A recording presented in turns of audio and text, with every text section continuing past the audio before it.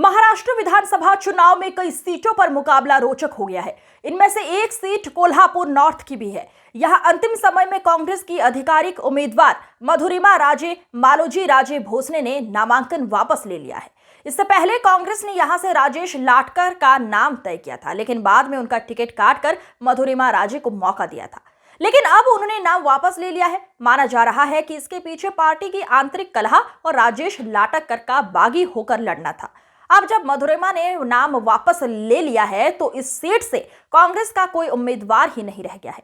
मधुरिमा भोसले के आखिरी समय में नाम वापस लेने से अब यहां राजेश लाटकर और एकनाथ शिंदे की शिवसेना के उम्मीदवार के बीच ही मुकाबला है। मधुरिमा भोसले कोल्हापुर के सांसद शाहू महाराज की बहू हैं। यहां से एकनाथ शिंदे की शिवसेना से राजेश क्षीरसागर है। इस तरह अब कोल्हापुर उत्तर सीट पर दो राजेशों के बीच ही मुकाबला होना है। चर्चा है कि कांग्रेस के ही कहने पर मधुरिमा भोसले ने नाम वापस लिया है। इसकी वजह यह भी थी कि राजेश लाटकर निर्दलीय है तैयार थे और उनके लड़ने से पार्टी की जीतने की संभावना समाप्त हो जाती।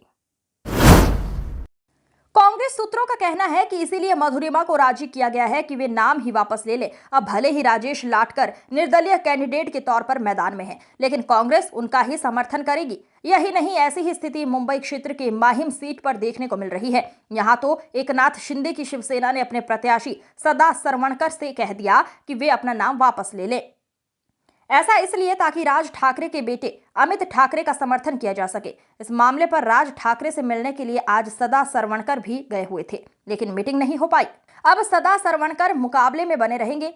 ये कहा जा रहा था कि एकनाथ शिंदे की शिवसेना ने उन्हें ऑफर दिया कि वे नाम वापस ले ले तो विधान परिषद भेजकर मंत्री पद दिया जाएगा। हालांकि सदा सरवणकर इस ऑफर से भी दुखी थे। उन्होंने इस संदर्भ में एक्स पर लिखा था, मैं 40 साल से शिवसेना का कार्यकर्ता हूं, अपनी मेहनत से 3 बार माहिम से विधायक बना। अगर बाला साहेब होते तो मुझसे अपने रिश्तेदार के लिए सीट छोड़ने के लिए नहीं कहते।